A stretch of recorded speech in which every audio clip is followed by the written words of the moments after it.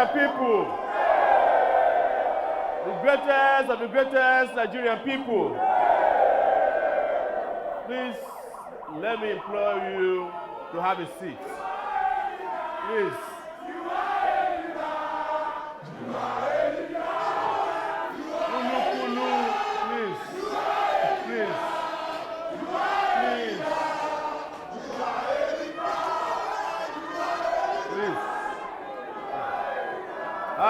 Please, I have been told, greatest Nigerian people, you know the chairman of this event is my lawyer. And as a client, you are to do what you are asked to do all the times. But I must not start this conversation without also recognizing those two young men, Impeachment, who had just come back from the University of Life. We are proud of you. And also Agbajalingo, who was also recently kidnapped from Lagos and taken to Abuja. We had to retrieve him from the police. What is instructive about these two young men, by the way, is the fact that they are part and parcel of the new crop of political activists in the country who are revolutionary in nature. Apart from that, they are also members of our political party. Impeachment is, please let me finish now. Impeachment is the legal advisor of the African Action Congress. Agbajalingo is the pioneer chairman of our party in Cross River. In fact, when he was detained after I was kidnapped in Lagos, they told him, his governor was saying, he said, this is the chairman of Sowore party in our state. They want to overthrow the government. As a result, he spent 6 months in jail. And I am coming back to Lagos for the first time in 3 years. After I was kidnapped from Ikeja here and taken to Abuja. And please, please. And their excuse, of course, was that I was trying to overthrow the government. You know, you cannot be a sound suspect if you don't have a sound lawyer. When Femi Falana came to see me in Abuja detention, we sat down with the DSS. He said, Mr. Sowore, I was told that you want to overthrow the government. And I said, sir, I do not want to overthrow the government, I want a revolution. He said, please, you heard him right. He wants a revolution, and there's no crime in our constitution to want a revolution. And at any rate, your man, Buhari, who brought him here, did he not overthrow the government? The last time we ever appeared in court, when they brought their witness, he asked the DSS guy, did you know about 1984? The guy said, yeah. Do you know Buhari on that overthrew a government? Has it been tried? That was the last time we appeared in court in that treason trial.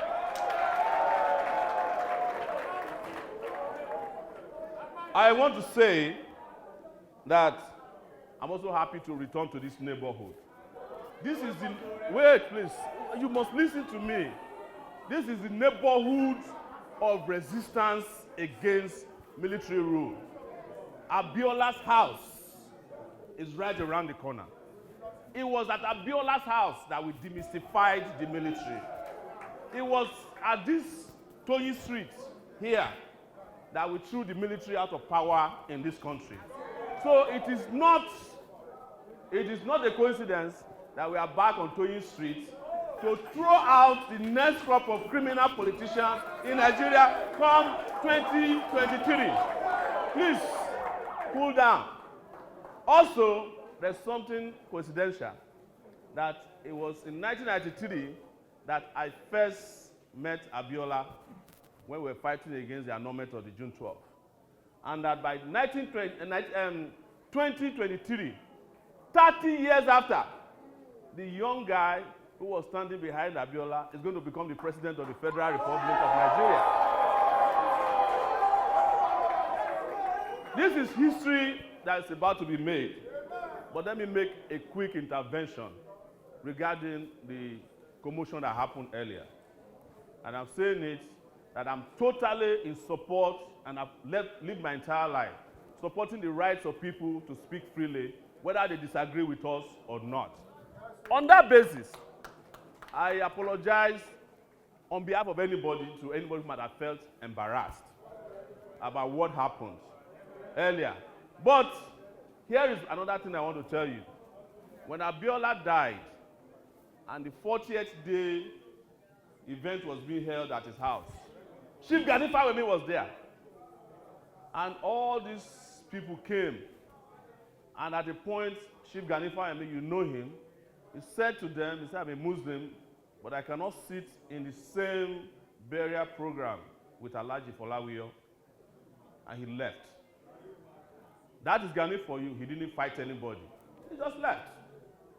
So you can also leave if you don't want to be in company of some people.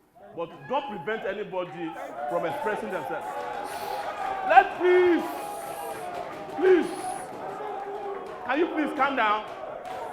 I want to say two other things. Great Nigerian students, great Nigerian people, I want to say two other things that would shock most of you. Chief Ghani Fawehinmi, as a lawyer, defended anybody who was cheated, whether they agree with him or not politically. That's Chief Ghani Fawehinmi for you. And I want to reveal a secret to you today regarding Dr. Okukwe, who is here. He actually called me a few weeks ago that we should work together. He said, Sowore, let's work together. Yes, let me finish. Yes. And I said to him, Doctor, of course, I will work with you, but this time around, you have been working against us. This time you have to work for us. It's something we discussed. And he said we should meet in Abuja. Of course, we never met. Because I told him, I said, Doctor, you know I'm 51 years old. We have not met after the conversation. I said, Doctor, you know I'm 51 years old. He said, I know you. I said, in 1992, you were in NRC. We were in NANS. He said he had been in politics 10 years before 1992. I said, you see now. I said, but you know what people did to us in 1993 during June 12th? You were the first to abandon us. So that's not fair. No, it's true. We had this conversation with you over the phone. He said no, that they didn't abandon at the point they discovered that they could sustain it. We said, well, we have been sustaining it. As a result, our low come.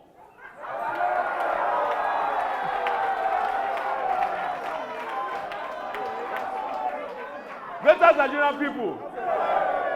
But let me make another revelation. And this one involves our lawyers. When our party was hijacked, the AAC, from us, we went to court and spent 3 years. Inibehe defended us for those 3 years at the Court of Appeal. Brilliant guy. But this is what happened.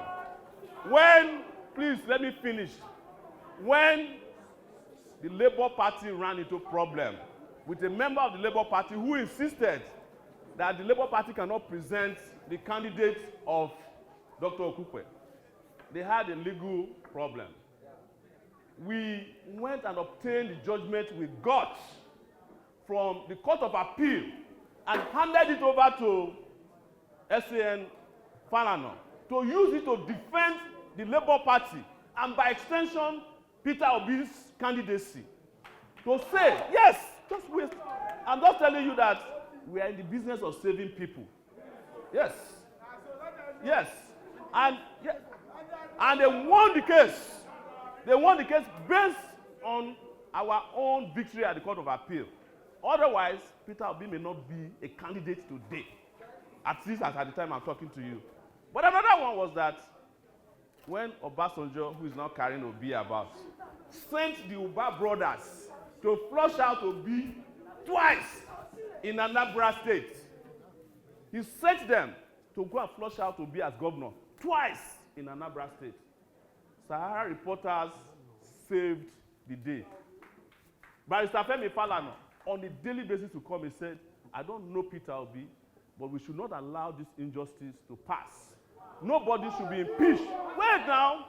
Nobody should be impeached because of some ragtag persons and Obasanjo who is sitting in Ota.